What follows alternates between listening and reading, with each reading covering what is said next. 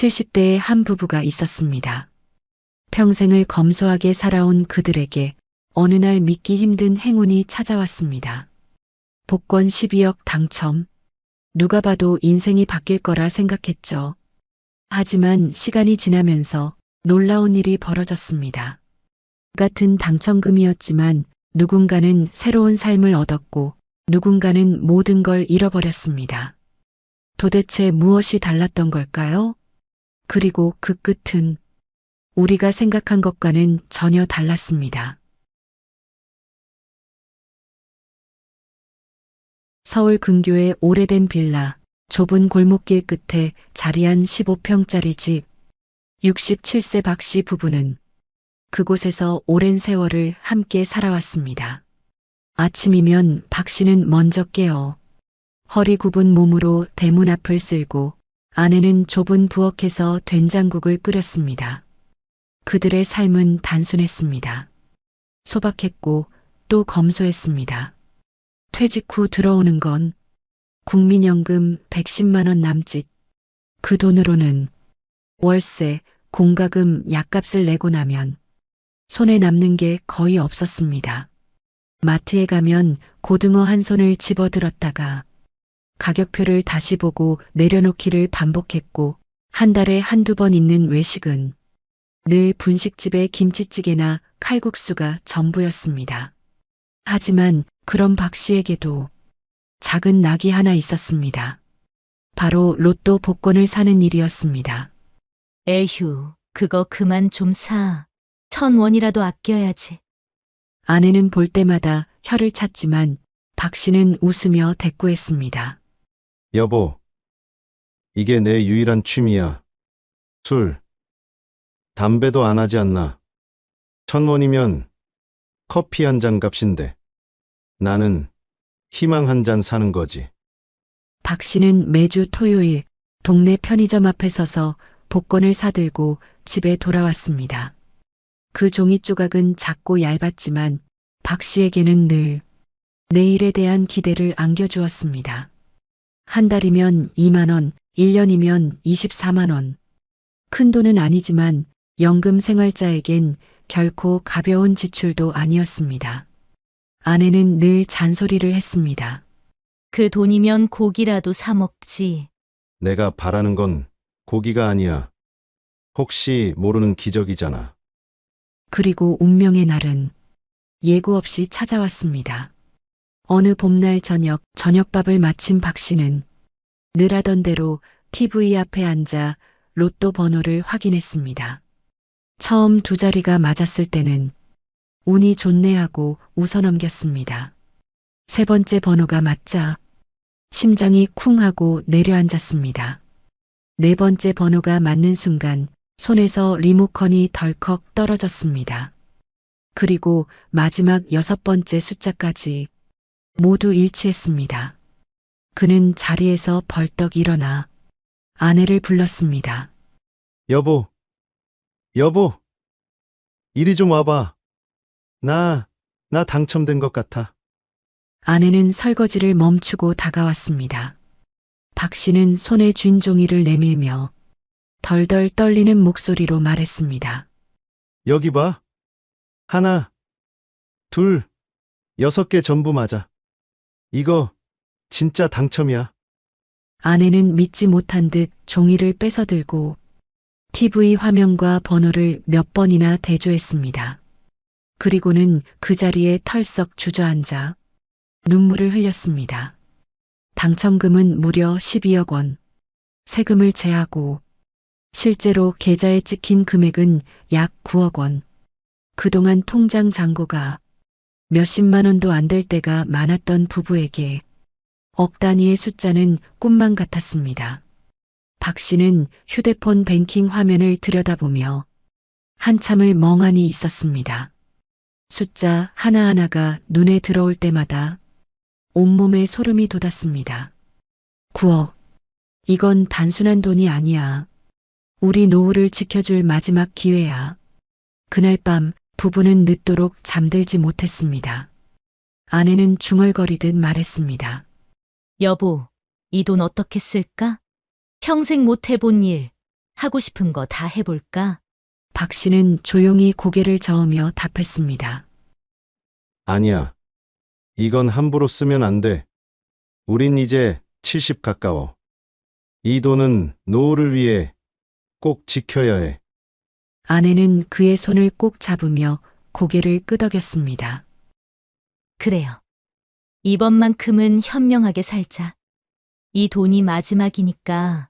박 씨 부부의 작은 집 안에는 그날 밤 유난히 긴 침묵이 흘렀습니다. 기쁨과 두려움이 뒤섞인 그 밤, 부부는 알았습니다. 이 돈이 단순한 행운이 아니라 삶을 바꿀 기회이자 시험이라는 것을. 당첨 사실을 확인한 후 며칠 동안 박 씨는 가슴이 두근거려 잠을 이루지 못했습니다. 은행 창구에 앉아 거액이 입금되는 순간 그는 또다시 손이 떨렸습니다. 잔액 9억 원. 그 숫자를 바라보는 동안 박 씨는 현실인지 꿈인지 분간이 되지 않았습니다. 하지만 행복한 충격은 오래가지 않았습니다. 돈이 생기자 주변에서 들려오는 목소리들이 달라졌습니다. 이 정도 돈이면 큰 차도 사고 해외여행도 다녀와야지. 은행에 넣어두면 뭐해? 요즘은 부동산이 답이야. 이웃과 친척들의 말은 모두 달콤했지만 박 씨는 곧 깨달았습니다. 무엇보다 중요한 건 지키는 것이라는 사실을. 박 씨는 아내와 함께 밤마다 상의했습니다. 노트를 꺼내 구체적으로 적어 내려갔습니다. 생활비로 매달 얼마가 필요한지, 아플 때 병원비는 어느 정도 들어가는지, 손주에게 줄 용돈은 얼마나 되는지. 부부는 계산기를 두드리며 이 돈이 20년 뒤, 30년 뒤에도 꾸준히 자신들을 지켜주기를 바랐습니다. 아내가 말했습니다. 여보, 이제라도 우리 노후 집을 하나 마련하자. 세입자 두고 월세 받으면 든든하지 않겠어? 박 씨는 고개를 끄덕였습니다. 그래. 욕심내지 말고 안정적으로 가자. 그들은 결국 서울 근교의 소형 아파트 한 채를 매입했습니다. 매매가는 4억 8천만 원. 그동안 꿈만 꾸던 내 집 마련이었지만 이제는 단순한 집이 아니라 매달 현금이 들어오는 자산이 되었습니다. 곧 세입자가 들어왔고 박 씨의 통장에는 매달 100만 원이 꼬박꼬박 찍혔습니다. 남은 돈 4억 2천만 원은 은행 정기예금에 넣었습니다. 이율은 연 3%, 한 달에 약 105만 원의 이자가 생겼습니다. 비록 큰 돈은 아니었지만 연금 110만 원에 월세 100만 원, 이자 105만 원까지 더하니 한 달에 약 315만 원의 생활비가 안정적으로 마련된 셈이었습니다. 이전에는 병원비 때문에 걱정이 앞섰습니다. 만약 큰 수술이라도 하게 되면 우리 집은 그대로 무너지는구나. 하지만 이제는 달랐습니다. 매달 꾸준히 들어오는 고정 수입 덕분에 불안보다 안심이 먼저 찾아왔습니다. 부부는 소박한 생활을 유지했습니다. 새 차를 사지도 않았고 값비싼 가구나 명품을 들이지도 않았습니다. 그 대신 돈이 돈을 벌어주는 구조를 스스로 만든 것이었습니다. 박 씨는 가끔 아파트 등기부등본을 꺼내 손으로 천천히 짚어보며 스스로에게 말했습니다. 이게 진짜 복권 당첨이지. 종이 조각이 아니라 이제는 내 이름으로 된 집이 있으니까. 그날 이후 부부의 대화에는 여유가 조금씩 묻어났습니다. 아내는 미소를 지으며 말했습니다. 여보, 이제 우리도 마음 놓고 김치찌개에 고기 좀 넣어 먹자. 박 씨는 웃으며 대답했습니다. 그래. 이제는 아끼는 게 아니라 지혜롭게 쓰는 거야. 박 씨 부부의 일상은 조금씩 그러나 분명하게 달라지기 시작했습니다. 이전에는 연금 110만 원으로만 살 때는 통장에서 돈이 빠져나가는 순간 숨이 막히곤 했습니다. 전기세 고지서가 날아오면 이번 달은 에어컨을 덜 틀어야겠다. 마트에서 물건을 집을 땐 이건 다음 달로 미루자. 늘 선택과 포기의 연속이었습니다. 하지만 이제는 달랐습니다. 월세 100만 원, 예금 이자 105만 원, 그리고 연금 110만 원까지 매달 315만 원의 안정적인 수입. 한 달 생활비를 다 쓰고도 통장에 일정 금액이 남아 있었습니다. 아내는 처음으로 병원 예약을 잡으며 말했습니다. 여보, 나 허리 검사 꼭 받아야겠어? 그동안 돈 아까워서 미뤘는데. 이젠 할 수 있잖아. 박 씨는 고개를 끄덕이며 대답했습니다. 그래. 이제는 건강이 먼저야. 돈이 우리를 위해 일하게 만들었으니까. 작은 변화들이 모여 삶의 무게를 조금씩 덜어주었습니다. 오랫동안 타던 낡은 중고차는 그대로였지만 기름값을 아끼려고 걸어 다니던 날들은 줄어들었습니다. 병원비를 걱정하며 참고 살던 통증도 조금씩 치료를 받을 수 있었습니다. 무엇보다도 부부의 얼굴에 오랜만에 웃음이 돌아왔습니다. 손주가 놀러 왔을 때 아내는 용돈을 봉투에 넣어주며 미소를 지었습니다. 우리도 이제 할아버지, 할머니 체면 좀 서네. 예전 같았으면 10,000원 한 장 쥐어주면서도 가슴이 쓰렸는데. 이제는 소소한 기쁨을 나눌 수 있었습니다. 가끔은 작은 사치도 누렸습니다. 시장에 가서 고등어 대신 삼겹살을 사들고 와 오늘은 특별한 날이야. 하며 구워 먹기도 했습니다. 아내는 웃으며 말했습니다. 이게 다 복권 덕분이네. 정말 하늘이 준 선물이야. 하지만 박 씨는 고개를 저었습니다. 아니야. 복권은 기회였을 뿐이야. 진짜 선물은 우리가 이 돈을 흩뿌리지 않고 지켜낸 거지. 박 씨는 여전히 소박한 삶을 고수했습니다. 새 차도 고급 가전도 사지 않았습니다. 그 대신 매달 남는 돈을 적금과 CMA 통장에 조금씩 나눠 넣었습니다. 혹시라도 세입자가 빠지는 날이 오면, 혹시라도 병원비가 크게 드는 날이 오면 그는 미래를 준비하는 습관을 결코 버리지 않았습니다. 무엇보다 마음이 달라졌습니다. 과거에는 잠들기 전 늘 걱정으로 뒤척였습니다. 내일은 또 무슨 돈이 나갈까? 혹시 아내가 아프면 어떻게 하지? 하지만 이제는 잠자리에 누우면 안도감이 그 자리를 대신했습니다. 작은 집, 검소한 생활이었지만 부부는 느낄 수 있었습니다. 우린 이제 돈에 쫓기지 않는다.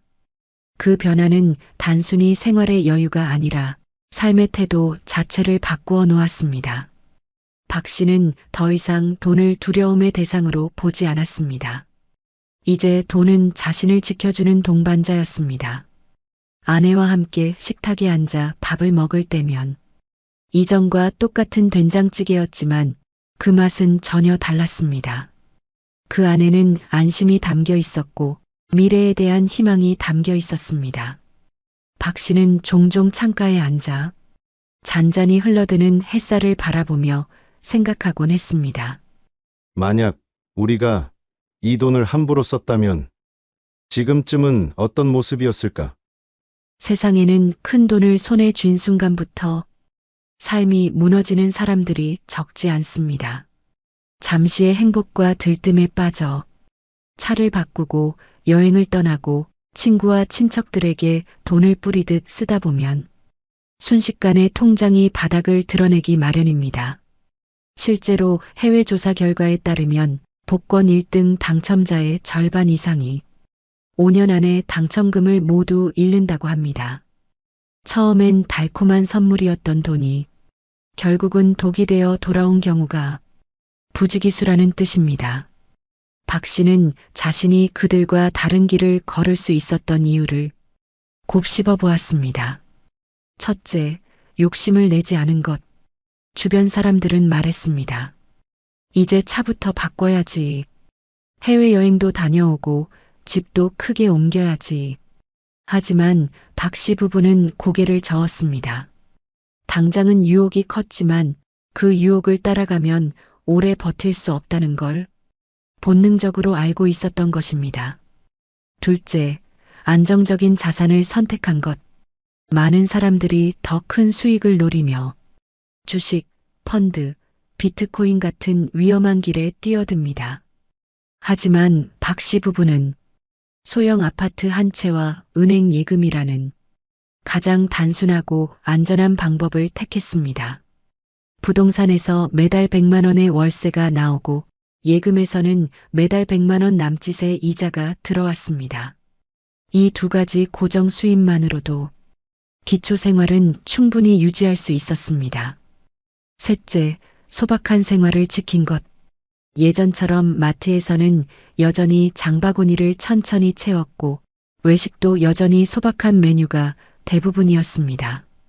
겉으로는 크게 달라진 게 없었지만 그 마음속에는 더 큰 안정을 얻었습니다.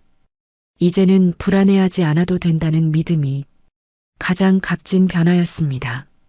어느 날 아내가 조용히 말했습니다. 여보, 돈이 많다고 해서 행복해지는 건 아니었네. 행복은 우리가 이 돈을 어떻게 쓰느냐에 달렸던 거야.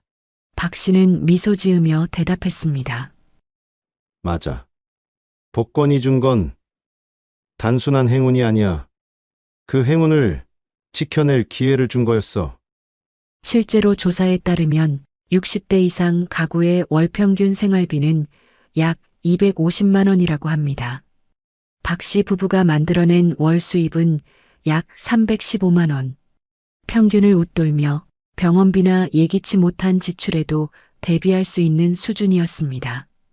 특히 연금, 월세, 이자라는 세 갈래의 고정 수입 덕분에 한쪽이 흔들려도 생활 전체가 무너지지 않는 구조가 되었지요. 부부가 느낀 안도감은 단순히 금액 때문이 아니었습니다. 앞으로 버틸 수 있다는 확신, 그리고 무너질 리스크가 줄어들었다는 안정감이 그들의 어깨를 가볍게 만들었습니다. 교훈은 명확했습니다. 큰 돈을 한 번에 쓰지 말 것. 지출보다 꾸준히 들어오는 수입 구조를 만들 것. 삶의 태도를 유지하며 돈을 수단으로 삼을 것. 박 씨는 가끔 손주에게도 말했습니다. 행운은 누구에게나 올 수 있다. 하지만 그걸 지킬 줄 아는 사람만 진짜 행복을 얻는단다. 손주는 아직 그 말의 의미를 온전히 이해하지 못했지만 그 목소리 속 진중함은 듣는 이의 마음에 잔잔한 울림을 남겼습니다. 어느 다른 도시, 비슷한 또래의 70대 부부가 있었습니다. 이들 역시 평생을 검소하게 살아왔습니다. 노후 준비는 충분치 않았지만 소박한 밥상과 이웃과의 담소 속에서 그럭저럭 하루하루를 버티며 살고 있었습니다. 그러던 어느 날 이 부부에게도 믿기 어려운 소식이 찾아왔습니다. 복권 번호 6개가 모두 맞아떨어진 것입니다. 여보, 이거 봐. 우리가 됐어. 1등이야, 1등. 순간 부부는 얼싸안고 울었습니다. 당첨금은 무려 12억 원. 세금을 제하고 남은 돈만 약 9억 원. 주변은 축복으로 가득했습니다. 이웃은 말했습니다. 아이고, 이제 팔자 고쳤네. 이제 걱정 끝났지 뭐. 처음 며칠간은 세상이 달라 보였습니다. 오랫동안 타던 15년 된 중고차 대신 반짝이는 새 차를 몰고 다녔습니다. 마트에 가서도 가격표를 보며 망설일 필요가 없었습니다. 먹고 싶은 과일을 바구니에 담고 좋아하던 고기와 해산물도 마음껏 사들릴 수 있었습니다. 부부는 평생 한 번도 가보지 못한 해외여행을 계획했습니다. 비행기 티켓을 예약하며 아내는 설레는 목소리로 말했습니다. 여보, 드디어 우리도 비행기 타본다. 남편은 웃으며 대꾸했습니다. 이게 다 우리 운명이야. 고생 끝, 행복 시작이야. 하지만 그 화려한 변화 속에 알게 모르게 작은 균열이 생겨나고 있었습니다. 돈은 들어오는 게 아니라 빠져나가기 시작했습니다. 세차, 여행, 외식. 한두 번은 괜찮았지만 그게 곧 생활이 되었습니다. 통장에서 수백만 원이 빠져나가도 이제는 두려움이 아닌 익숙함으로 다가왔습니다. 돈이 이렇게 빨리 줄어들 줄 몰랐어. 아내는 불안한 눈빛으로 말했지만 남편은 태연하게 웃었습니다. 괜찮아. 아직 많이 남았잖아. 주변 사람들의 태도도 변했습니다. 평소 연락이 뜸하던 친척들이 찾아와 축하한다는 인사를 건네더니 슬그머니 돈 이야기를 꺼냈습니다.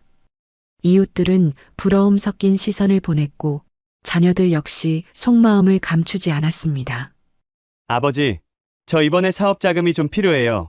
엄마, 생활비가 부족한데 도와주실 수 있죠? 부부는 처음엔 기꺼이 도왔습니다. 이제는 여유가 있으니 나눠줘도 되지. 하지만 그 요구는 점점 커져만 갔습니다.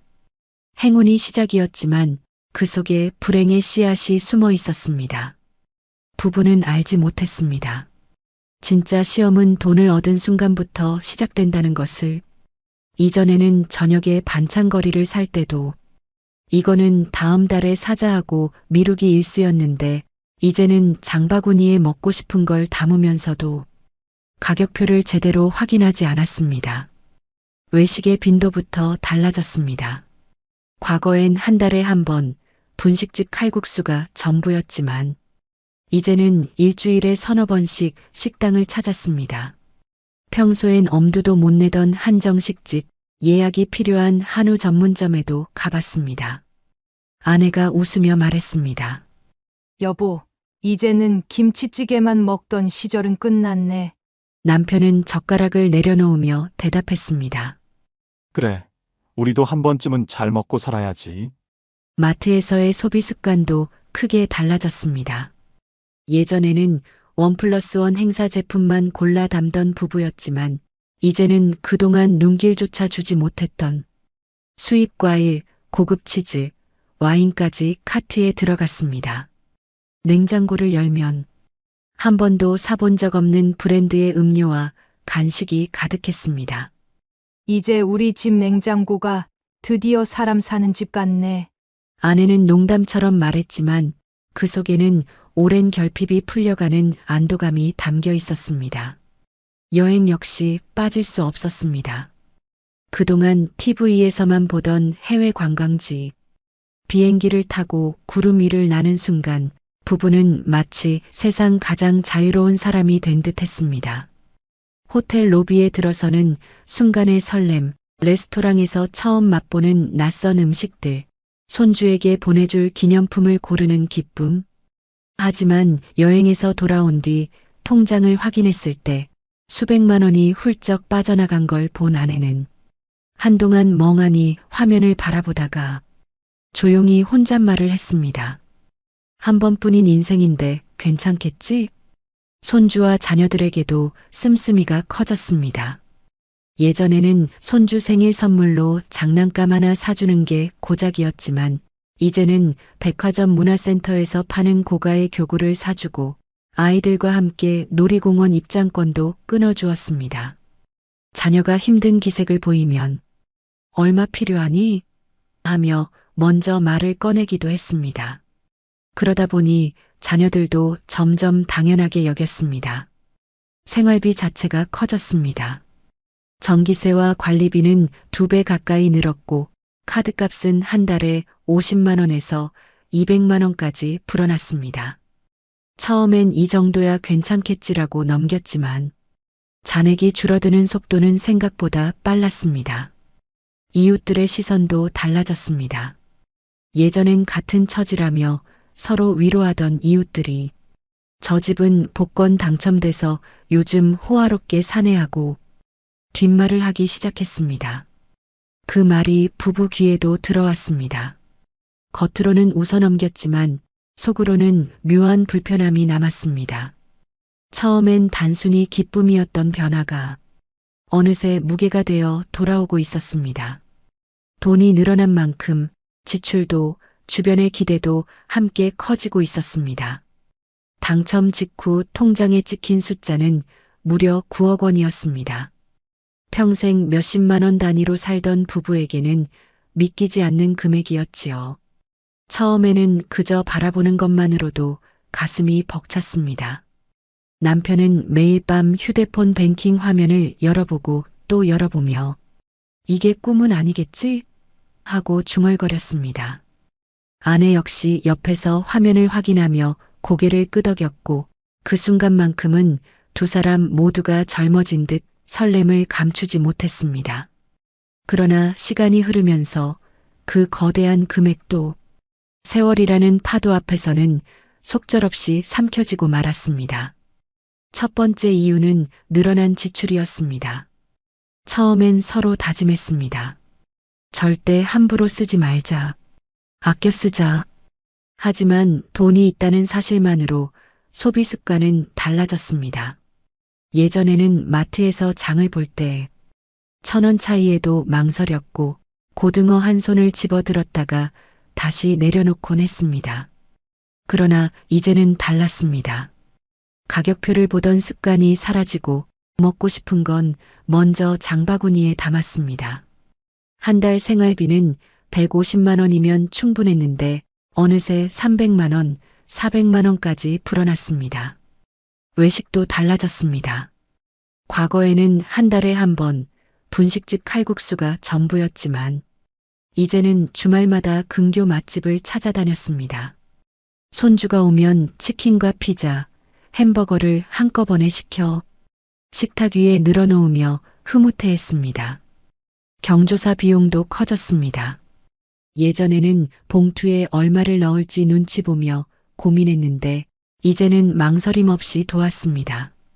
돈이 있으니 괜찮다는 안도감이 지출을 자랑처럼 만들었습니다. 하지만 그 자랑은 오래가지 않았습니다. 지출은 걷잡을 수 없이 커졌고 남편은 계산기를 두드리며 한숨을 내쉬었습니다. 이 속도로 나가면 10년도 못 버텨. 아내는 알면서도 대답하지 못했습니다. 늘어난 생활 수준은 줄이는 게 더 어려웠기 때문입니다. 두 번째 이유는 잘못된 투자였습니다. 남편은 늘 생각했습니다. 이 큰 돈을 그냥 두면 안 된다. 불려야 한다. 그래야 오래 간다. 하지만 금융을 제대로 배워본 적이 없던 그는 주위 사람들의 말에 쉽게 흔들렸습니다. 지금 은행 이자 가지고는 택도 없어. 요즘은 부동산 아니면 주식이 답이지. 처음엔 망설였지만 남들 다 한다는 말에 결국 수억 원을 맡겼습니다. 잠시 동안은 수익이 나는 듯 보였습니다. 역시 돈은 움직여야 한다니까. 하지만 불과 몇 달 만에 상황은 뒤집혔습니다. 부동산 가격은 떨어지고 투자처는 망했습니다. 통장에서 빠져나간 돈은 다시 돌아오지 않았습니다. 남편은 밤마다 뒤척이며 중얼거렸습니다. 이게 다 내 욕심 때문이야. 그냥 은행에 넣어뒀다면. 아내는 눈시울을 붉히며 말했습니다. 당첨이 아니라 저주였던 건 아닐까? 세 번째 이유는 가족의 그림자였습니다. 당첨 소식을 들은 자녀와 친척들은 처음에는 진심으로 축하해주는 듯 했습니다. 이제 편하게 사셔야죠. 정말 잘 됐네요. 하지만 시간이 갈수록 태도는 변했습니다. 생활비를 빌려달라, 사업 자금을 도와달라, 전세 보증금이 필요하다며 끊임없이 손을 내밀었습니다. 부부는 처음엔 기꺼이 도왔습니다. 부모니까, 형제니까 도와야지. 그러나 그 횟수가 늘어날수록 부담은 눈덩이처럼 커져갔습니다. 더 큰 문제는 그들의 태도였습니다. 거절하면 서운해하고 심지어는 왜 나만 더 안 해주냐며 불만을 터뜨렸습니다. 처음에 고마움은 사라지고 남은 건 당연시되는 요구뿐이었습니다. 돈이 있을 때는 사람들이 몰려들었지만 통장 잔액이 줄자 연락은 뚝 끊겼습니다. 남은 건 텅 빈 지갑과 깊은 외로움뿐이었습니다. 결국 당첨금 9억은 몇 년 만에 대부분 사라지고 말았습니다. 집안에는 다시 카드 명세서와 대출 고지서가 쌓였습니다. 부부는 서로를 바라보며 깊은 한숨을 내쉬었습니다. 실제로 조사에 따르면 복권 1등 당첨자의 절반 이상이 5년 안에 당첨금을 모두 잃는다고 합니다. 짧은 시간 반짝였던 행운은 더 큰 후회와 고통을 남긴 채 사라져버리곤 합니다. 아내는 창가에 앉아 흐린 하늘을 바라보며 말했습니다. 예전엔 가난해도 마음은 편했어. 근데 지금은 돈이 사라진 게 아니라 사람이 떠난 게 더 허전해. 남편은 고개를 숙인 채 대답하지 못했습니다. 그는 알았습니다. 돈이 행복을 보장해주지 않는다는 걸, 오히려 그것이 삶을 흔들어 버릴 수도 있다는 걸, 부부는 결국 깨달았습니다. 복권은 인생을 구원하는 열쇠가 아니라 인생을 시험하는 덫일 수도 있다는 사실을. 복권 당첨은 누구에게나 달콤한 꿈입니다. 누군가는 그 돈으로 새로운 삶을 시작했고 또 다른 누군가는 불행의 나락으로 떨어졌습니다. 똑같이 12억을 당첨받아 새우 9억을 손에 쥐었지만 왜 결과는 이렇게 달라졌을까요? 차이는 돈이 아니라 태도였습니다. 어떤 이는 욕심을 누르고 삶을 지킬 방법을 고민했습니다. 그 작은 다짐이 인생을 바꾸어 놓았습니다. 그들은 집을 사되 더 큰 욕심을 내지 않았습니다. 내 집 마련이라는 안정된 울타리를 갖추고 그곳에서 나오는 월세와 은행 이자를 국민연금과 합쳐 매달 315만 원으로 살았습니다. 크지 않은 돈이었지만 소박한 일상과 평화를 지켜내기에는 충분했습니다. 반대로 또 다른 이는 달랐습니다. 돈을 지키기보다 불려보려는 욕심이 앞섰습니다. 주변의 말에 휘둘려 무모한 투자에 뛰어들었고 가족의 끝없는 요구를 끊지 못했습니다. 처음에는 가족이니까 도와야 한다고 생각했지만 결국 남은 것은 빚과 후회뿐이었습니다. 행운의 크기가 달랐던 게 아닙니다.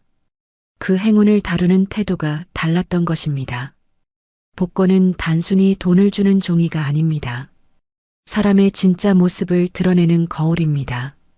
검소했던 사람은 더 단단해지고 욕심 많던 사람은 더 위험해집니다. 어쩌면 복권 당첨은 축복이 아니라 시험일지도 모릅니다. 우리는 누구나 한 번쯤 상상합니다. 나도 당첨된다면 걱정 없는 삶이 열리지 않을까? 하지만 오늘 이야기는 말합니다. 그 상상이 늘 행복으로 이어지지는 않는다고. 진짜 복권은 종이가 아닙니다. 오늘을 어떻게 준비하고 살아가느냐, 그것이 우리 인생의 당첨을 좌우합니다. 오늘도 누군가는 작은 희망을 품고 1,000원짜리 복권을 사들고 집으로 돌아갑니다. 그 종이에는 웃음과 눈물이 함께 담겨 있습니다. 그러나 잊지 말아야 할 것이 있습니다. 진짜 복권은 노후를 위해 준비하는 작은 습관, 그리고 함께 살아갈 가족과 평화를 지켜내는 마음입니다. 여러분, 안녕하세요. 혹시 이런 생각 해보신 적이 있으신가요? 왜 어떤 집의 아이들은 성인이 되어서도 유독 잘 될까요? 부모가 부자라서도 아이가 어릴 적 특별히 뛰어나서도 아니었습니다. 겉보기엔 평범한 집인데 성인이 된 자녀들이 각자 자리에서 인정받으며 살아가더군요. 그 속에는 공통된 비밀이 있었습니다. 오늘은 실제 부모님들의 이야기를 바탕으로 성인 자녀가 잘 되는 집의 4가지 비밀을 나눠드리려 합니다. 여러분도 오늘 영상 끝까지 보시면 당장 실천할 수 있는 방법을 얻어가실 수 있을 겁니다. 그럼 지금부터 첫 번째 비밀을 함께 살펴보겠습니다. 성인 자녀가 잘 되는 집의 첫 번째 비밀은 바로 대화법이었습니다. 그런데 여기서 중요한 건 이 대화법이 아이가 어릴 때만 적용되는 게 아니라는 점이에요. 자녀가 30대, 40대가 되어서도 똑같이 통하는 방법이었거든요. 많은 부모님들이 착각하시는 부분이 있어요. 우리 애는 이제 다 컸으니까 알아서 할 거야 라고 생각하시는 거죠. 하지만 성인 자녀일수록 부모의 말 한마디가 더 큰 영향을 미칩니다. 먼저 63세 미경 씨 이야기를 들어보세요. 미경 씨 딸 현주 씨는 33세 마케팅 팀장입니다. 몇 달 전 현주 씨가 엄마에게 전화를 걸었어요. 엄마, 요즘 너무 힘들어요. 상사는 계속 트집 잡고 후배들은 말 안 듣고 회사 그만두고 싶어요. 여러분이라면 뭐라고 하셨을까요? 아마 대부분 그냥 참아 또는 요즘 취업이 얼마나 어려운데 이런 말씀하셨을 거예요. 하지만 미경 씨는 달랐습니다. 현주야, 그 상황에서 내가 본 가장 힘든 장면이 뭐였어? 엄마한테 자세히 말해봐. 이렇게 물어보니까 현주 씨가 하나하나 설명하기 시작했어요. 그러자 미경 씨가 또 이렇게 말했습니다. 아, 그런 상황이었구나. 그때 현주가 어떤 생각이 들었을까? 정말 속상했겠다. 여기서 끝이 아니에요. 미경 씨는 마지막에 이런 말을 덧붙였어요. 현주야, 엄마가 봤을 때 넌 충분히 잘하고 있어. 지금 힘든 건 내가 책임감이 강하고 완벽하게 하려고 하기 때문이야. 그런 마음가짐이면 어떤 어려움도 이겨낼 수 있을 거야. 이 대화 이후 현주 씨가 어떻게 변했을까요? 엄마가 제 마음을 정말 이해해 주시니까 마음이 한결 가벼워졌어요. 그리고 문제를 해결할 방법도 차근차근 생각할 수 있게 됐고요. 중요한 건 미경 씨가 딸에게 해답을 제시한 게 아니라 딸이 스스로 답을 찾을 수 있도록 도와줬다는 점입니다. 또 다른 분, 60세 덕순 씨 이야기도 들어보세요. 덕순 씨 아들 상민 씨는 28세인데 직장을 다니면서 야간 대학원을 고민하고 있었어요. 엄마, 저 대학원 가고 싶은데. 근데 나이도 많고 돈도 많이 들고 어떻게 해야 할지 모르겠어요. 일반적인 부모라면 그냥 직장이나 열심히 다녀. 또는 공부는 언제든 할 수 있어. 이런 조언을 했을 거예요. 하지만 덕순 씨는 이렇게 물어봤어요. 상민아, 대학원에서 뭘 배우고 싶은 거야? 그걸 배우고 나면 내가 어떤 사람이 되고 싶어? 상민 씨가 자세히 설명하자 덕순 씨는 계속 들어주었어요. 그리고 중간중간 이런 말을 했습니다. 아, 그런 꿈이 있었구나. 그럼 지금까지 그 꿈을 위해 어떤 준비를 해왔니? 상민 씨가 대답하자 덕순 씨는 마지막에 이런 말을 했습니다. 엄마가 봤을 때 상민이는 정말 성실하고 끈기 있는 아이야. 지금까지 해온 걸 보면 분명 해낼 수 있어. 다만 무리하지는 말고 내 속도에 맞춰서 해봐. 결과는 상민 씨는 자신감을 얻고 대학원에 진학했고 지금은 전문가 과정을 밟고 있다고 해요. 이분들의 대화법에는 3가지 공통점이 있었어요. 왜? 라고 묻지 않고 무슨 생각이었어? 라고 물어봅니다. 왜 그랬니? 는 자녀를 신문하는 느낌이지만 무슨 생각이었어? 는 자녀의 마음을 이해하려는 느낌이거든요. 62세 영자 씨는 이렇게 말씀하셨어요. 왜라는 말은 아이를 방어적으로 만들어요. 하지만 무슨 생각이라고 물으면 아이가 마음을 열고 이야기하더라고요. 다른 사람과 비교하지 않습니다. 다른 사람은 어떻게 하던데 이런 말 대신 내가 지금까지 어떻게 해왔는지 생각해봐라고 말해요. 59세 정자 씨의 경험담입니다. 예전에는 옆집 아이는 이런 말을 자주 했는데 그럴 때마다 우리 애가 위축되더라고요. 그래서 비교하는 말은 아예 안 하기로 했어요. 조언보다는 지지를 먼저 합니다. 문제 해결책을 바로 제시하기보다는 너는 충분히 할 수 있어라는 믿음을 먼저 전달해요. 70세 순희 씨는 이런 말씀을 하셨어요. 아이들은 답을 알고 있어요. 다만 자신감이 없을 뿐이죠. 부모가 해야 할 일은 그 자신감을 북돋아주는 거예요. 이런 대화법을 사용한 부모님들의 자녀들은 어떻게 변했을까요? 67세 말순 씨의 증언을 들어보세요. 우리 딸이 결혼 후에도 고민이 있으면 저한테 먼저 전화해요. 엄마는 내 말을 끝까지 들어주시니까 마음이 정리된다고 하더라고요. 70세 금순 씨도 비슷한 경험을 하셨어요. 아들이 직장에서 승진 기회가 왔을 때 저한테 먼저 상의했어요. 엄마와 대화하면 제가 정말 원하는 게 뭔지 알 수 있어요 라고 하더군요. 여러분, 성인 자녀에게 가장 필요한 건 조언이 아니라 이해입니다. 해답이 아니라 공감이에요. 지시가 아니라 지지입니다. 오늘부터 자녀와 대화할 때 이 세 가지만 기억해 보세요. 왜? 대신 무슨 생각? 비교 대신 인정, 조언 대신 지지. 분명 놀라운 변화를 경험하실 거예요. 자, 이제 성인 자녀가 잘 되는 집의 두 번째 비밀을 말씀드릴게요. 바로 실패를 바라보는 완전히 다른 관점이었습니다. 대부분의 부모님들은 자녀가 실패하면 어떻게 반응하시나요? 괜찮다. 다음에 잘하면 되라고 위로하시거나 왜 그런 실수를 했니? 라고 걱정하시죠. 하지만 성인 자녀를 잘 키운 부모님들은 달랐어요. 실패를 데이터로 보셨던 겁니다. 감정적으로 접근하지 않고 분석적으로 접근하셨어요. 56세 은숙 씨 이야기부터 들어보세요. 은숙 씨 아들 준호 씨는 29세에 공무원 시험에 도전했어요. 2년 동안 준비했는데 아깝게 떨어졌습니다. 준호 씨가 엄마에게 전화를 걸었어요. 엄마, 저 또 떨어졌어요. 이제 정말 포기해야 할 것 같아요. 일반적인 부모라면 괜찮다. 다시 도전해봐. 또는 이제 그만하고 다른 일 찾아봐라고 했을 거예요. 하지만 은숙 씨는 전혀 다른 반응을 보였습니다. 준호야, 이번에 뭐가 아쉬웠는지 차근차근 분석해보자. 엄마가 들어볼게. 그리고 이어서 세 가지를 차근차근 물어봤어요. 준호야, 시험에서 어떤 부분이 가장 어려웠어? 암기한 건 다 기억났는데 응용 문제가 너무 어려웠어요. 그럼 왜 응용 문제가 어려웠을까? 사실 외우기만 했지 제대로 이해하지 못했던 것 같아요. 그럼 다음에는 어떻게 공부하면 좋을까? 이해를 먼저 하고 그 다음에 암기를 해야겠어요. 준호 씨와 함께 차근차근 분석해 본 결과 문제는 암기에만 집중했다는 점이었어요. 이해 없는 단순 암기로는 응용 문제를 풀 수 없었던 거죠.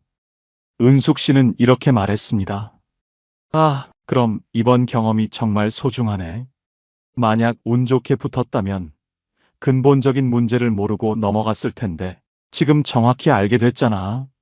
그리고 더 놀라운 말을 했어요. 준호야, 진짜 실력 있는 공무원이 되려면 지금이 기회야. 제대로 이해하고 다시 도전해봐.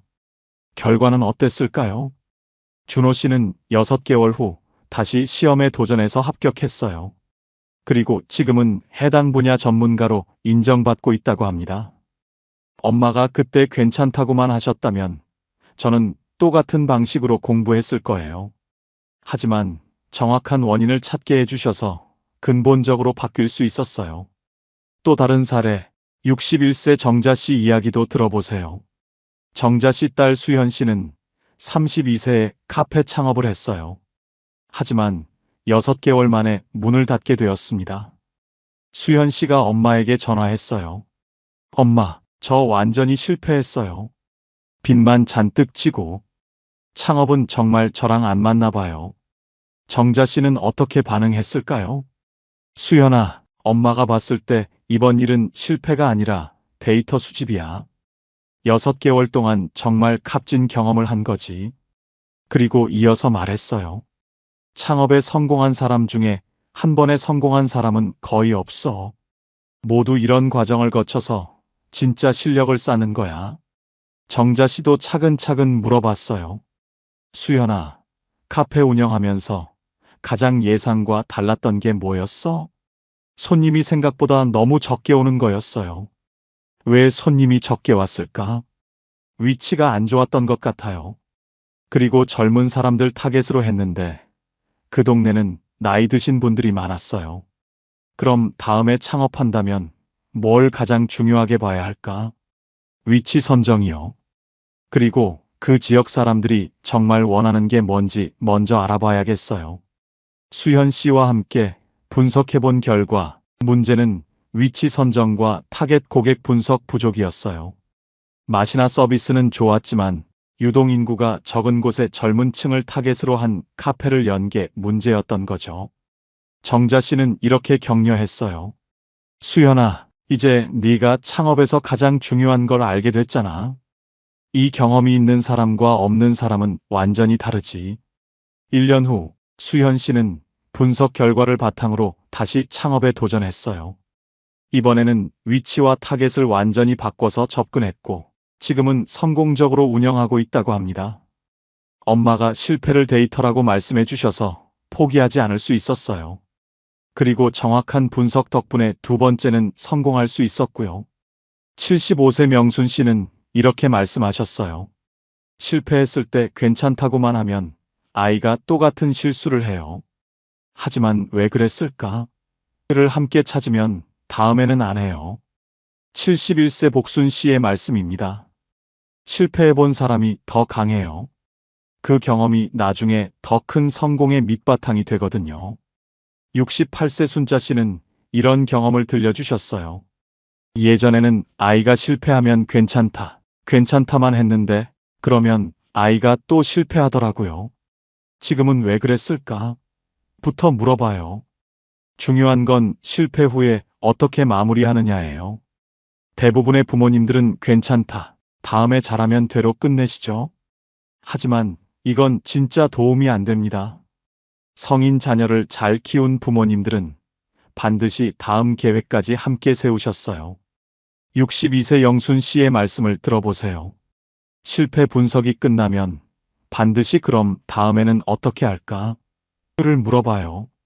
그래야 아이가 무너지지 않고 다시 일어설 힘을 얻거든요. 성인 자녀들은 사회에서 더 큰 실패를 경험합니다. 취업, 승진, 사업, 인간관계. 모든 영역에서 실패할 가능성이 있어요. 이때 부모가 어떤 관점을 제시하느냐가 정말 중요합니다. 70세 말자 씨의 증언입니다. 우리 아들이 직장에서 큰 프로젝트를 실패했을 때 저는 그 경험이 내 능력을 한 단계 올려줄 거야 라고 했어요. 그랬더니 아들이 포기하지 않고 더 열심히 하더라고요. 실패를 두려워하는 자녀와 실패를 성장의 기회로 보는 자녀. 어떤 자녀가 더 멀리 갈 수 있을까요? 답은 명확합니다. 74세 순희 씨는 이렇게 말씀하셨어요. 실패를 무서워하는 아이는 도전을 안 해요. 하지만 실패를 배움으로 보는 아이는 계속 도전하죠. 그 차이가 나중에 큰 차이를 만들어요. 여러분도 오늘부터 자녀의 실패를 다르게 바라보세요. 감정적으로 위로하지 마시고 분석적으로 접근해 보세요. 실패는 끝이 아니라 시작입니다. 더 나은 다음을 위한 소중한 정보예요. 자, 여기서 잠깐 정리해 볼게요. 지금까지 성인 자녀가 잘 되는 집의 두 가지 비밀을 알아봤습니다. 첫 번째, 대화법의 비밀. 왜? 라고 묻지 말고 무슨 생각이었어? 라고 물어보세요. 비교하지 말고 인정해 주세요. 조언보다는 지지를 먼저 해주세요. 두 번째, 실패 관점의 비밀. 실패를 감정이 아닌 데이터로 봐주세요. 괜찮다로 끝내지 말고 함께 분석하고 다음 계획까지 세워주세요.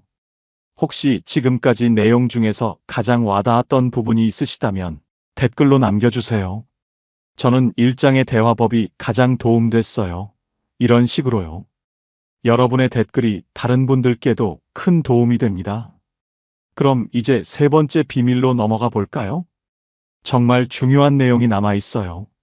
이제 성인 자녀가 잘 되는 집의 세 번째 비밀을 말씀드릴게요.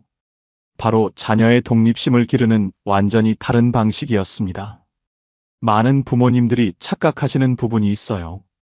우리 애는 이제 성인이니까 알아서 독립적으로 살 거야 라고 생각하시는 거죠. 하지만 독립심은 저절로 생기는 게 아닙니다. 부모가 의도적으로 만들어줘야 해요. 그런데 여기서 중요한 건 독립심을 기른다는 것이 혼자 내버려 둔다는 뜻이 아니라는 점입니다. 부모가 해줄 일을 줄이고 자녀가 해볼 일을 늘리는 것이에요. 64세 인순 씨 이야기부터 들어보세요. 인순 씨 딸 미영 씨는 31세에 결혼을 앞두고 있었어요. 주변 친구들을 보니 부모님이 웨딩홀부터 드레스까지 모든 걸 알아봐 주시더라고요. 미영 씨도 엄마에게 말했어요. 엄마, 결혼 준비가 너무 복잡해요. 어디서부터 시작해야 할지 모르겠어요. 일반적인 부모라면 엄마가 다 알아볼게 또는 엄마 친구가 웨딩 플래너 소개해 줄게라고 했을 거예요. 하지만 인순 씨는 달랐습니다. 미영아, 결혼은 내 인생에서 정말 중요한 일이잖아. 내가 직접 알아보고 선택해야 나중에 후회 안 할 거야. 그리고 이어서 말했어요. 엄마는 내가 혼자 할 수 있다고 믿어. 어려운 일이 생기면 언제든 물어봐. 하지만 결정은 내가 해야 해. 처음에 미영 씨는 당황했어요. 다른 집 엄마들은 다 해주는데 우리 엄마만 안 해주니까요.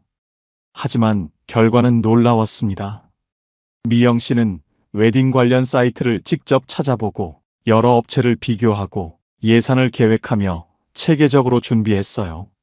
6개월 후 미영 씨는 자신이 원하는 스타일의 완벽한 결혼식을 올렸습니다. 처음에는 엄마가 왜 안 도와주시나 싶었는데 지금 보니 정말 감사해요. 제가 직접 준비한 결혼식이라 더 의미 있고 무엇보다 이 과정에서 제가 뭐든 할 수 있다는 자신감을 얻었어요. 더 놀라운 건 그 이후예요. 미영 씨는 신혼집 구하기, 이사 준비, 새 직장 찾기까지 모든 걸 스스로 해결했어요. 결혼 준비를 혼자 해보니까 세상에 제가 못할 일이 없다는 생각이 들어요. 또 다른 사례, 64세 옥분 씨 이야기도 들어보세요. 옥분 씨 아들 재민 씨는 34세 회사원이었는데 직장에서 스트레스를 많이 받고 있었어요. 재민 씨가 엄마에게 상담했어요. 엄마, 회사가 너무 힘들어요. 이직을 할까 말까 고민되는데 엄마는 어떻게 생각하세요? 일반적인 부모라면 요즘 취업이 어려운데 그냥 버텨봐 또는 스트레스 받으면서 일할 필요 없어라고 조언했을 거예요. 하지만 옥분 씨는 다르게 접근했어요. 재민아, 이건 내 인생에서 정말 중요한 결정이야. 엄마가 대신 결정해주면 나중에 후회할 수도 있어. 내가 직접 정보를 찾아보고 판단해봐. 그리고 구체적인 방법을 제시했어요. 지금 회사에서 좋은 점과 나쁜 점을 정리해봐. 그리고 이직했을 때의 장단점도 써봐. 시장 상황도 알아보고 내가 원하는 회사가 정말 있는지도 확인해봐. 재민 씨는 처음에는 귀찮아했어요. 엄마가 그냥 조언해 주시면 되는데. 하지만 옥분 씨는 흔들리지 않았어요. 재민아, 엄마는 내가 충분히 현명한 판단을 할 수 있다고 믿어. 스스로 결정한 일이어야 끝까지 책임질 수 있어. 결국 재민 씨는 3개월에 걸쳐 철저히 조사했어요. 현재 직장의 문제점, 시장 상황, 자신의 경력과 실력, 이직 가능한 회사들까지 모든 걸 분석했어요. 그 결과 재민 씨는 이직하기로 결정했고 6개월 후 더 좋은 조건의 회사로 옮겼습니다. 엄마가 그때 대신 결정해 주셨다면 저는 평생 의존적인 사람이 됐을 거예요. 하지만 스스로 분석하고 결정해 보니 어떤 문제든 해결할 수 있다는 자신감이 생겼어요. 75세 금순 씨는 이렇게 말씀하셨어요. 사랑한다고 해서 다 해주면 아이가 약해져요. 힘들어도 스스로 하게 놔둬야 강해집니다. 69세 점순 씨의 경험담입니다. 아이가 어떻게 해야 해요? 라고 물으면 이렇게 알아보면 되라고 방법만 알려줘요. 절대 이렇게 해라고 답을 주지 않아요. 왜 성인 자녀에게 독립심이 이렇게 중요할까요?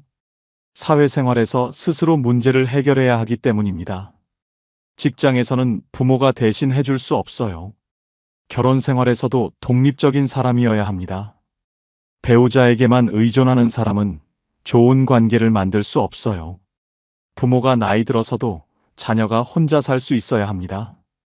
68세 순자 씨의 깨달음을 들어보세요. 처음에는 아이가 힘들어할까봐 많이 도와줬는데, 그러니까 아이가 점점 의존적이 되더라고요. 지금은 일부러 혼자 하게 놔둬요. 그래야 진짜 어른이 되더라고요. 하지만 여기서 주의할 점이 있어요. 독립심을 기른다고 해서 완전히 방치하는 건 아닙니다. 73세 복순 씨는 이렇게 설명하셨어요.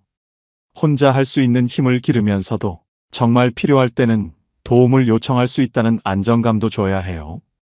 구체적으로 어떻게 하시냐고 물어보니 이런 답변을 주셨어요. 일단 아이가 스스로 해보게 놔둬요. 3번 정도 시도해봐도 안 되면 그때 도와줘요. 하지만 답을 주는 게 아니라 함께 방법을 찾아줘요. 이런 방식으로 키운 자녀들은 어떻게 됐을까요? 70세 영자 씨의 증언입니다. 우리 아들이 결혼하고 나서도 큰 결정은 저한테 상의해요. 하지만 엄마가 어떻게 해야 할까요? 가 아니라 제가 이렇게 생각하는데 어떠세요? 라고 물어봐요. 스스로 생각한 후에 확인받으려고 하는 거죠. 이것이 바로 건강한 독립심입니다. 혼자서도 할 수 있지만 필요할 때는 현명하게 도움을 구하는 능력이죠. 66세 봉순 씨는 이런 말씀을 하셨어요. 혼자 하다가 정말 어려우면 언제든 도움을 요청하라고 해요. 하지만 쉽게 포기하지는 못하게 해요. 여러분도 오늘부터 자녀에게 이렇게 말해보세요. 내가 충분히 할 수 있다고 믿어. 어려우면 언제든 말해. 함께 방법을 찾아보자. 하지만 결정은 내가 해야 해. 이런 메시지를 계속 전달하면 자녀는 어떤 어려움이 와도 스스로 해결할 수 있는 사람으로 자라날 거예요. 이제 성인 자녀가 잘 되는 집의 네 번째이자 가장 중요한 비밀을 말씀드릴게요. 바로 부모 자신이 행복하고 당당한 삶을 살고 계셨다는 점입니다. 많은 부모님들이 착각하시는 부분이 있어요. 자식을 위해서라면 내 모든 걸 희생해야 한다고 생각하시는 거죠. 하지만 성인 자녀를 잘 키운 부모님들은 달랐어요. 자신의 삶도 소중히 여기셨거든요. 처음에는 이게 이상하게 느껴질 수도 있어요. 자식보다 자신을 먼저 챙긴다니 이기적인 게 아닐까 싶으시죠? 하지만 결과를 보면 완전히 달랐습니다. 75세 영희 씨 이야기부터 들어보세요. 영희 씨는 세 자녀를 키우셨는데 모든 자녀가 각자의 분야에서 성공하고 행복하게 살고 있습니다. 그런데 영희 씨를 만나보니 정말 놀라운 점을 발견했습니다. 저는 아이들을 키우면서도 제 꿈을 포기하지 않았어요. 영희 씨는 젊은 시절부터 서예에 관심이 많았는데 아이들을 키우느라 잠시 멈췄다가 40대에 다시 시작하셨다고 합니다. 매일 새벽에 일어나서 1시간씩 서예 연습을 했어요. 아이들이 엄마는 왜 그렇게 힘든 일을 해요? 라고 물어보면 엄마도 좋아하는 일이 있거든이라고 대답했죠. 그런데 이것이 아이들에게 어떤 영향을 미쳤을까요? 정말 놀라운 변화가 일어났습니다. 아이들이 저를 보면서 사람은 나이가 들어도 새로운 것에 도전할 수 있구나라는 걸 배웠대요. 영희 씨의 큰아들이 직접 한 말이라고 합니다. 그래서 저희 형제들은 모두 자기만의 취미나 특기를 갖고 살고 있어요. 더 놀라운 건 영희 씨가 60대에 서예 전시회까지 열었다는 점입니다. 자녀들이 모두 와서 축하해줬고 우리 엄마 정말 자랑스럽다는 말을 했다고 하더군요. 자녀들이 성인이 되고 나서도 제가 계속 성장하는 모습을 보여주니까 아이들도 나도 계속 도전해야지라는 마음을 갖더라고요. 또 다른 사례, 73세 정순 씨 이야기도 들어보세요. 정순 씨는 두 딸을 키우셨는데 두 딸 모두 독립적이고 자신감 넘치는 여성으로 자랐습니다. 정순 씨의 삶의 철학이 정말 인상적이었습니다. 저는 아이들에게 엄마는 너희들 때문에 포기한 게 없다고 자주 말했어요. 물론 조정한 부분은 있지만 포기는 하지 않았다는 뜻이에요. 정순 씨는 젊은 시절 간호사였는데 결혼하고 아이를 낳은 후에도 계속 일을 하셨다고 합니다. 물론 육아와 병행하기 쉽지 않았지만 완전히 포기하지는 않으셨다는 겁니다. 파트타임으로라도 계속 일했어요. 그리고 아이들에게 엄마는 엄마로서만 사는 게 아니라 정순이라는 한 사람으로도 살고 있다고 말해줬죠. 이런 엄마를 보고 자란 딸들은 어떻게 됐을까요? 저희는 결혼하고 아이를 낳아도 자신의 일을 포기하지 않는 게 당연하다고 생각해요. 정순 씨의 큰딸 이순 씨의 말입니다. 엄마가 그런 모습을 보여주셨기 때문에 우리도 자연스럽게 그렇게 살게 됐어요. 정순 씨는 지금도 70대인데 자원봉사 활동을 활발히 하고 계세요. 나이 들어서도 사회에 기여할 수 있다는 게 정말 행복해요. 그리고 딸들도 그런 제 모습을 보며 자극받는 것 같아요. 68세 명자 씨는 이렇게 말씀하셨어요. 다른 건 몰라도 이것만은 확실해요. 부모가 행복해야 아이도 행복해져요. 부모가 우울하면 아이도 우울해지고요. 실제로 성인 자녀들이 가장 듣고 싶어 하는 말이 무엇인지 아세요? 엄마 아빠가 건강하고 행복하게 지내고 있어라는 말이에요. 70세 말자 씨의 경험담을 들어보세요. 우리 아들이 직장에서 힘들 때 제가 우울해하면 아들이 더 힘들어해요. 하지만 제가 밝고 긍정적으로 지내면 아들도 힘을 얻더라고요. 65세 순자 씨도 비슷한 경험을 하셨어요. 딸이 육아로 힘들어할 때 제가 엄마도 요즘 새로운 걸 배우고 있어서 재미있어라고 하면 딸이 엄마처럼 저도 힘내야겠어요 라고 하더라고요. 72세 경자 씨는 자신만의 시간을 갖는 것이 얼마나 중요한지 깨달으셨어요. 아이들이 학교에 간 시간에는 온전히 제 시간이었어요. 독서도 하고 운동도 하고 친구들과의 만남도 가졌죠. 그리고 이어서 말씀하셨어요. 아이들이 집에 오면 온전히 아이들과 시간을 보냈어요. 그때만큼은 제 일은 잠시 미뤘죠. 하지만 제 시간도 똑같이 소중하게 여겼어요. 69세 복자 씨는 계속해서 새로운 도전을 하셨어요. 50대에 컴퓨터를 배우고 60대에는 영어 회화를 시작했어요. 아이들이 엄마는 정말 대단해라고 하더라고요. 그 결과 어떻게 됐을까요? 아이들도 나이 들어서 새로운 걸 배우는 걸 두려워하지 않아요. 엄마도 그 나이에 배우셨는데 우리야 얼마든지 할 수 있지라고 생각하더라고요. 71세 미자 씨는 자신의 감정을 솔직하게 표현하는 것도 중요하다고 깨달으셨어요. 힘든 일이 있을 때 엄마도 힘들다고 솔직하게 말해요. 하지만 동시에 그래도 엄마는 이런 방법으로 극복하고 있어라고도 말해줘요. 하지만 여기서 주의할 점이 있어요. 자신의 행복을 추구하되 자녀에게 부담을 주면 안 된다는 점입니다. 74세 순희 씨는 이렇게 말씀하셨어요. 저는 아들에게 절대 너 때문에 내가 이렇게 산다는 말을 하지 않았어요. 대신 엄마는 엄마 나름대로 행복하게 살고 있다는 메시지를 전해주려고 했죠. 구체적으로 어떤 방식이었는지 물어보니 이런 설명을 해주셨습니다. 아들이 엄마 오늘은 어디 가세요? 라고 물으면 엄마도 친구들이랑 재미있는 일이 있어라고 대답했어요. 절대 너 때문에 못 간다거나 너 챙기느라 바쁘다는 말은 안 했죠. 정말 놀라운 건 이런 부모님들은 나이가 들어서도 계속 성장하고 계신다는 점이에요. 68세 순자 씨는 최근에 요가를 시작하셨다고 해요. 딸이 엄마 요즘 너무 활기차 보여요 라고 하더라고요. 그래서 딸도 새로운 취미를 시작했대요. 72세 영순 씨는 스마트폰으로 사진 찍는 법을 배우고 계세요. 손자들한테 예쁜 사진을 보내주고 싶어서요. 아들이 엄마가 이렇게 젊은 마음을 갖고 계시니까 저도 더 열심히 살게 돼요 라고 하더군요. 70세 금자 씨는 온라인 쇼핑몰까지 배우셨어요. 처음에는 어려웠는데 막상 해보니까 정말 재미있더라고요. 딸이 엄마가 저보다 더 트렌디해요 라고 농담하더군요. 여러분, 자녀를 사랑하는 최고의 방법이 무엇인지 아세요? 바로 부모인 여러분 자신이 행복하게 사는 것입니다. 부모가 행복해야 자녀도 행복해집니다. 부모가 성장하는 모습을 보여줘야 자녀도 계속 성장하려고 해요.